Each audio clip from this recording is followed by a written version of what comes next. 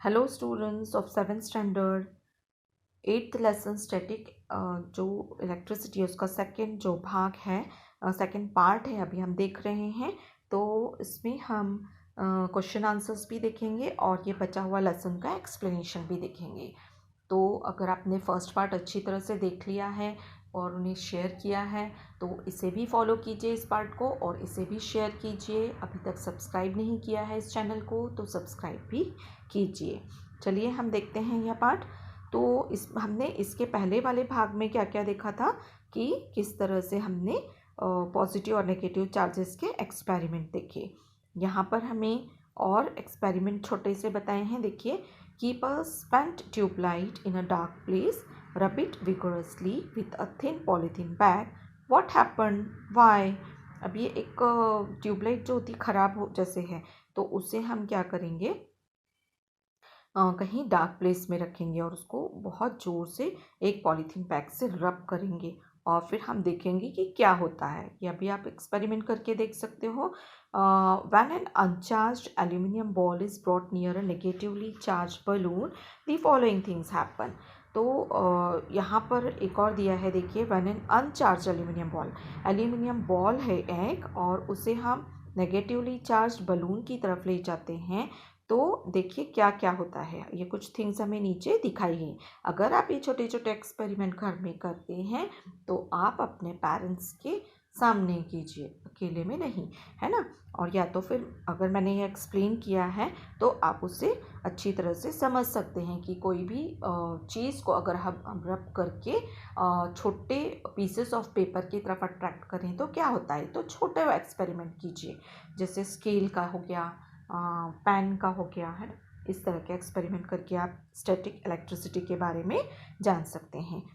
So as shown in figure A, an opposite charge is generated in the other object by induction and both the object get attracted to each other। तो figure A में हमने क्या देखा कि opposite charge जो हैं इन दोनों objects में आए हैं जिसकी वजह से एक दूसरे को अट्रैक्ट कर रहे हैं। देखिए, एल्यूमिनियम बॉल और बलून एक दूसरे को अट्रैक्ट कर रहे हैं, ये एरो से हमें दिखाई दे रहा है ना। फिर बी फिगर में, as shown in figure B, on touching both the object become similarly charge, दोनों ऑब्जेक्ट एक जैसे चार्ज हुए हैं। और सी फिगर में हम देखते हैं कि the like charges repel each other, एक जैसे चार्जेस आ गए हैं इसलिए एक दूसरे को ढकेल रहे हैं, वो भी हम एरो के थ्रू देख सकते हैं। ठीक है, अभी यहाँ गोल्ड लीफ इलेक्ट्रोस्कोप के बारे में हमें बताया गया है। देखिए क्या है यह। This is a simple device to detect the electric charge on an object. ये एक सिंपल डिवाइस है जिससे हम इलेक्ट्रिक चार्ज के बारे में, किसी ऑब्जेक्ट में इलेक्ट्रिक चार्ज किस तरह से आता है इसके बारे में हम जान सकते हैं। It consist of a copper rod which has a metal disc at the upper end two thin gold leaves at the other. देखिए यहाँ पर एक हमको बॉटल जैसा शेप दिखाई दे रहा है ना, उसके अंदर एक रॉड है, तो रॉड कॉपर की है और उसके अंदर दो पतली शीट्स दिखाई दे रहे हैं बॉटल के अंदर। देखिए ये तो गोल्ड की पतली पत्तियां हैं ये, और ऊपर का जो भाग है मेटल डिस्क से ढका हुआ है ऊपर की ओर। एट ऊपर दिख रही है हमें एक मेटल डिस्क दिखाई दे रही है ना ऊपर के भाग में। At the upper end two thin gold leaves at the other. The rod is placed in a bottle so that the disc is about the bottle. इस तरह से रॉड को बॉटल के अंदर डाला गया है कि डिस्क ऊपर रहना चाहिए और जो पत्तियां हैं गोल्ड की वो अंदर जाएं। When an uncharged object is taken near the disk, the leaves remain closed। जब हम कोई अनचार्ज ऑब्जेक्ट उस डिस्क की तरफ, ऊपर की तरफ लाते हैं तो लीव्स जो रहती हैं वो क्लोज की क्लोज रहती हैं। ठीक है ना। When a charged object is taken near the disk, both the leaves are charged by the same electric charge and repel each other।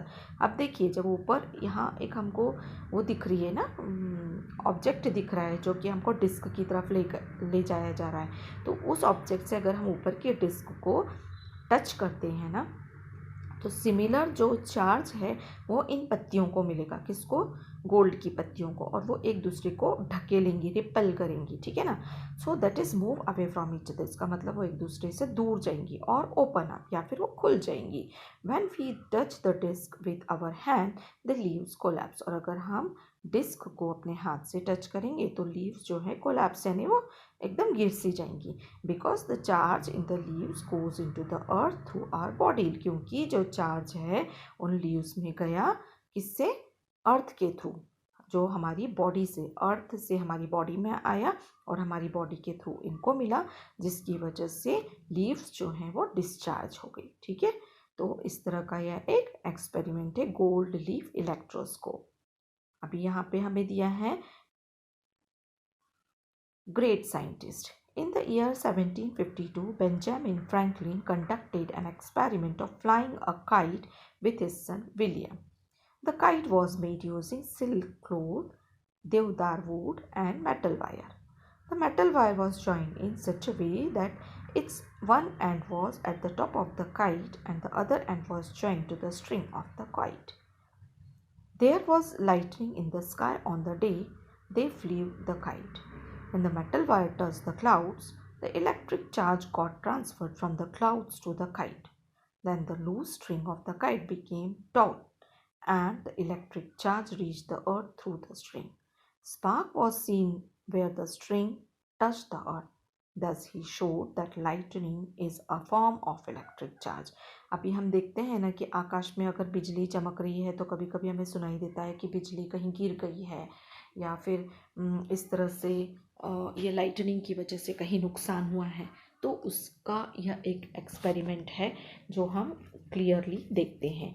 तो 1752 में बेंजामिन फ्रैंकलिन जो थे ग्रेट साइंटिस्ट, उन्होंने एक्सपेरिमेंट किया था कि उन्होंने बादल जब गरज रहे होंगे या लाइटनिंग हो रही होगी, ऐसे समय में उन्होंने एक काइट बनाई, जिसके एक सिरे पर उन्होंने किस किस चीज़ों से बनाई, उन्होंने सिल्क क्लॉथ से, देवदार वुड से और मेटल वायर से।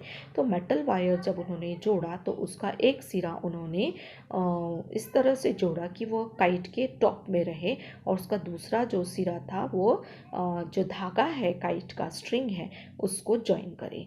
तो उन्होंने जब पतंग उड़ाई तो लाइटनिंग, उस समय क्लाउड्स थे, लाइटनिंग थी, तो वो लाइटनिंग क्या हुई, ट्रांसफ़र हुई, और वो किस तरह से काइट में जो स्ट्रिंग था ना उस तक आई, और उसके बाद वो जो है सीधे अर्थ तक गई, और स्पार्क देखने को मिला, जो धागा, जो स्ट्रिंग अर्थ को टच कर रहा था वहाँ पर स्पार्क हुआ। तो इस तरह से उन्होंने पता लगाया कि जो लाइटनिंग है उसमें भी इलेक्ट्रिक चार्ज रहता है। तो इसी तरह से यही जो बातें हैं उसी की वजह से कभी कभी हमें सुनाई देता है ना कि बिजली गिरने की वजह से नुकसान हुआ। तो इस तरह से यह चार्ज होती है, और इस तरह से हमें कभी कभी नुकसान भी उठाना पड़ता है। अब एटमॉस्फेरिक इलेक्ट्रिक चार्ज क्या होता है? We have experienced clouds, thunder and lightning. Sometimes we hear or read that lightning struck a tree or a building and some people or animals were killed. Same जो अभी मैंने आपको explain किया कि कभी कभी हमें सुनाई आता है कि बिजली गिरने की वजह से कुछ लोग या कुछ एनिमल्स या कुछ लोगों को नुकसान हुआ, या फिर कुछ लोग या एनिमल्स मारे गए। तो हाउ डज़ दिस हैपन, ये कैसे होता है? How can we prevent such injury और डेथ? तो हमें इससे कैसे प्रिवेंट होना चाहिए? What is it that actually happens when there is lightning in the sky and when lightning strikes the earth? तो ऐसा अगर एक्चुअली हैपन होता है तो हमें क्या करना चाहिए, और किस तरह से लाइटनिंग अर्थ की तरफ आती है? तो सबसे पहले हम लाइटनिंग के बारे में जानेंगे कि where air and clouds rub against each other in the sky, the upper part of some clouds on the upper side becomes positively charged and the lower sides become negatively charged. तो क्या होता है कि air और clouds जो होते हैं, हवा और जो बादल होते हैं, एक दूसरे से टकराते हैं। कहाँ? आकाश में। और जो अपर पार्ट होता है ना क्लाउड्स का, तो अपर जो क्लाउड्स होता है, अपर साइड होता है, वो क्या होता है, पॉजिटिवली चार्ज हो जाता है, और लोअर साइड्स जो रहते हैं वो नेगेटिवली चार्ज हो जाते हैं। तो उसकी वजह से क्या होता है, the science behind lightning and lightning strike is complicated. Let us therefore consider a cloud in the sky with a negatively charge based above a plain ground. तो अगर हम साइंस इसके पीछे देखें तो हम बहुत कॉम्प्लिकेटेड है, तो उसे समझने के लिए हम कंसिडर करेंगे कि क्लाउड जो है जो आकाश में है बादल, when a negatively charge base above the plane ground, when this negative charge on the bottom of the cloud become much larger than the charge on the ground, it starts flowing towards the ground in stages. This happens very fast, in much less than a second, and heat, light and sound energy are produced along with the electric current. तो ये बादल अगर suppose charge हो जाते हैं और negative charge जो रहता है एक साइड में आता है और एक तरफ पॉजिटिवली चार्ज, इस तरह के पॉजिटिव और नेगेटिव चार्जेस जब टकराते हैं आपस में, तो उसकी वजह से यह एक सेकंड भी नहीं लगता कि जब यह स्टेज जो है तुरंत फ्लो करके नीचे की तरफ आती है, क्या, तो इलेक्ट्रिसिटी। और दिस हैपन्स वेरी फास्ट, बहुत जल्दी होता है, near about less than A second, मतलब बहुत कम समय लगता है जब heat, light and sound energy produce हो जाती है। किसकी वजह से, कि जब यह दो तरह के चार्जेस ऊपर बन जाते हैं। जैसे हमने देखा कि क्लाउड और एयर अगर टकराते हैं और उनमें चार्ज बनते हैं, पॉजिटिव और नेगेटिव चार्ज, और अगर क्लाउड में बन रहे हों और ग्राउंड से वो टकरा रहे हों, तो वह टकराते हुए इस तरह की हीट, लाइट और साउंड एनर्जी को प्रोड्यूस करते हैं। Lightning strike. So you probably know that when there are electrically charged clouds in the sky, electricity is attracted towards a tall building or tree. तो हमें ये देखने में आता है कि ये इलेक्ट्रिकली चार्ज जो बादल होते हैं वह क्या करते हैं, टॉल बिल्डिंग या ट्री की तरफ अट्रैक्ट होते हैं। When lightning strikes, an opposite electric charge is generated on the roof of a building or on the top of a tree by induction. Due to the attraction between the opposite charges on the cloud and the building, the charge on the cloud flows towards the building.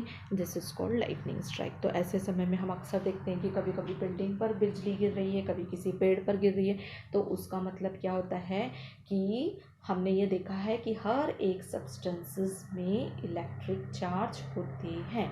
तो अगर वो ऊपर से clouds वगैरह हैं, तो अगर उसमें चार्ज क्रिएट हो रहे हैं और वो किसी ट्री या बिल्डिंग की तरफ अट्रैक्ट हो रही है जहाँ पर भी उससे चार्जेस मिल रहे हैं, तो वो ऐसे समय में टकराती है और अट्रैक्ट होती है, जिससे कि हम उसे लाइटनिंग स्ट्राइक कहते हैं।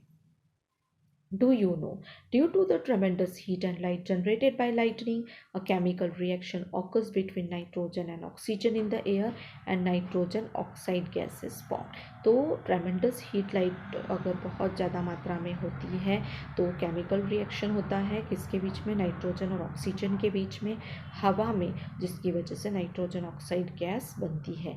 It mixes with the rain water, यह रेन वाटर के साथ में मिलती है, comes down to the earth and supplies nitrogen to the soil, thus improving its fertility. और इट्स क्या करती है, ये मिक्स होती है रेन वाटर के साथ, फिर नीचे आती है अर्थ की तरफ और फिर नाइट्रोजन जो है सप्लाई करती है सॉइल को। इस तरह से नाइट्रोजन की वजह से फर्टिलिटी बढ़ती है। Due to the energy of the lightning, the oxygen in the air is converted into ozone. और इसी तरह जो लाइटनिंग की एनर्जी रहती है उसकी वजह से जो ऑक्सीजन रहती है हवा की, वो ओजोन में कन्वर्ट होती है। This ozone gas protect us from the harmful ultraviolet rays coming from the sun. So ये ओजोन गैस जो रहती है वो हमें प्रोटेक्ट करती है, किससे, जो सन की ओर से आने वाली हार्मफुल अल्ट्रावायलेट रेज होती है उससे ये हमें प्रोटेक्ट करती है। तो यह इस तरह से लाइटनिंग के बारे में यहाँ पर बताया गया है। अब लाइटनिंग कंडक्टर क्या होता है हम देखेंगे। The lightning conductor is a device used for protection from a lightning strike. तो कभी कभी लाइटनिंग कंडक्टर जो है एक ऐसा डिवाइस है जो यूज़ होता है किस लिए, कि लाइटनिंग स्ट्राइक होती है ना कभी कभी, तो उससे बचाव के लिए लाइटनिंग कंडक्टर जो है यूज़ होते हैं। It consist of long copper strip, इसमें एक लंबी सी कॉपर स्ट्रिप होती है विथ वन एंड फोक्ड, जिसमें एक मतलब दूसरी तरफ का जो सिरा रहता है वो फोक्ड रहता है। This and is at the highest part of the building, और ये जो पार्ट रहता है, ये एंड जो रहता है वो सबसे बिल्डिंग के ऊंचे हुए भाग पर लगाया जाता है। The other end of the strip is connected to a plate of a cast iron, और उसका दूसरा जो सिरा रहता है उसे कास्ट आयरन जो रहते उसकी प्लेट से कनेक्ट किया जाता है। A pit is dug in the to the ground, और नीचे जमीन में एक गड्ढा खोदा जाता है जिसमें कोल सॉल्ट डाला जाता है, और एक पिट मतलब एक गड्ढे में सब सॉल्ट और क्या डालते हैं, कोल डाल देते हैं। And the iron plate is placed upright in the pit, और ये जो आयरन प्लेट है ना उसे इस पिट में, इस गड्ढे में जमा दिया जाता है। This help to spread the electric charge quickly into the ground and prevent damage. और ऊपर से टिप में देखिए, अगर किसी तरह का लाइटनिंग स्ट्राइक होता है तो वो ये पूरा जो सिस्टम है नीचे ज़मीन में छोड़ देता है, ठीक है ना। तो इससे डैमेज होने से बचाव होता है। देखिए यहाँ पर लाइटनिंग कंडक्टर 8.8 फिगर में हमें पूरी तरह से दिखाया गया है, टिप एंड दिखाया गया है, फिर कॉपर की स्ट्रिप है नीचे तक आ रही है, और कास्ट आयरन प्लेट भी हमें दिख रही है, और नीचे पिट यानी गड्ढे में कोल और सॉल्ट भी भरा गया है, ठीक है। तो ये लाइटनिंग कंडक्टर है। Whenever an electrically charged cloud passes over the building, the electric charges flowing towards the building are conducted into the ground through the copper strip and damage to the building is prevented। और इस तरह से अगर किसी तरह का lightning वगैरह strike होता भी है उस बिल्डिंग पे, तो वह पूरा चार्ज कहाँ जाता है, नीचे की ओर, जहाँ ये पिट बनाया गया है, जहाँ ये गड्ढा खोदा गया है, तो वह इससे बिल्डिंग पूरी तरह से डैमेज होने से प्रिवेंट होती है, बच जाती है। When such a lightning conductor earthing is fixed on a tall building, the surrounding area is also protected from lightning। और इस तरह का अगर लाइटनिंग कंडक्टर या अर्थिंग जिसे कहते हैं फिक्स किए जाते हैं टॉल बिल्डिंग्स में, ऊंची ऊंची इमारतों में, तो आसपास का एरिया भी प्रोटेक्ट हो जाता है। You will get more information about how to get protection from the lightning in the lesson on disaster management। disaster management के लेसन में हम इसे और डिटेल में पढ़ेंगे। तो स्टूडेंट्स, ये आपका लेसन रहा, इसे आप 1 टाइम 2 टाइम अच्छी तरह से सुनिए, फॉलो कीजिए। आपको आई होप आप अच्छी तरह से समझ जाएंगे। ये एक्सरसाइज मैं आपको शेयर कर रही हूँ, और इसके साथ ही आपको क्वेश्चन आंसर्स भी दे रही हूँ, ठीक है। लेसन 8 स्टैटिक इलेक्ट्रिसिटी के क्वेश्चन आंसर्स। इसमें क्वेश्चन फर्स्ट है, choose the correct option and fill in the blanks. A है, there is always repulsion between like charges. B है, displacement of negative charge is responsible for generation of electric charge in an object. C है, a lightning conductor is made of a copper strip. And D है, plastic does not get electrically charge easily by rubbing। E है, there is always attraction when opposite electric charges come near each other। F है, a charged object can be detected with an electroscope। इसमें मैंने सारे answers आपको fill करके दिए हैं। Question second देखिए, explain why it is not safe to go out with an umbrella when there is heavy rain, lightning and thunder। Answer is, mostly the middle rod of an umbrella is metallic with a pointed tip at the upper extremity. Moreover, the rib of the umbrella are also made up of metals. When there is heavy rain along with lightning and thunder, the lightning strike can be attracted towards the umbrella। The attraction is between the opposite charges on the cloud and the umbrella. Since our body is good conductor of electricity, we may get a forceful shock। In order to avoid such a hazard, it is not safe to go out with an umbrella when there is a heavy rain। Question third, answer in your own words। A, how will you protect yourself from lightning? Answer, in order to protect oneself, the shelter should be taken in a house that has lightning conductor। B, how are charges generated? Answer, when two objects are rubbed against each other, the negative charge on one of the object is transferred to other object, making the second object to acquire negative charge. The first object become positively charged due to loss of negative charge। C, in the lightning conductor, what provision is made for spreading the electricity into the ground? Answer. Lightning conductor consists of a long copper strips. One end of this is forked. The forked end is placed at the highest part of the building. The other end of the strip is connected to a plate of cast iron. In a pit dug in the ground, coal and salt are filled. The iron plate is placed upright in the pit. Some provision is also done to pour water into it. This is to help in spreading the electric charge quickly into the ground and prevent damage. D. Why do farmers stick an iron staff into the ground while working in the field in rainy conditions? So the answer is an iron staff works like a lightning conductor. And here मैंने आपको bracket में दिया है कि जो remaining answer है वह जो सी में जो आंसर है वही आएगा, क्योंकि ये जो क्वेश्चन है it is related with the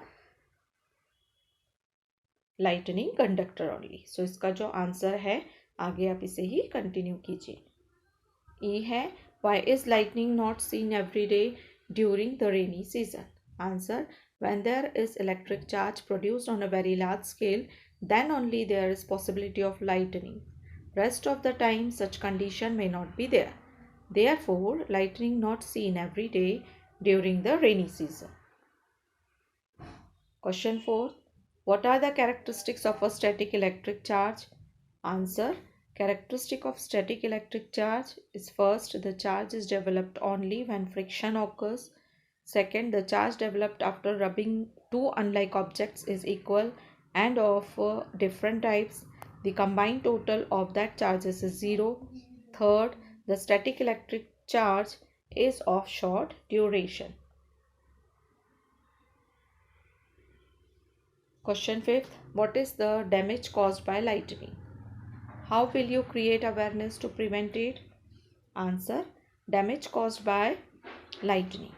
There is great damage to the trees, building, etc. The trees burn and the property is destroyed. The electrical equipments in the house become useless. Awareness to prevent damage. One should not move out of the house when there is thunder and lightning. People should be made aware about the safety during such times. They should not go into the water. One should not stand under a tree or go to the open spaces and heights. The lightning conductors should be installed in all buildings. The disaster management should be known to people. So these are the question answers. आप इन्हें अच्छे से follow कीजिए और ज़्यादा से ज़्यादा share कीजिए.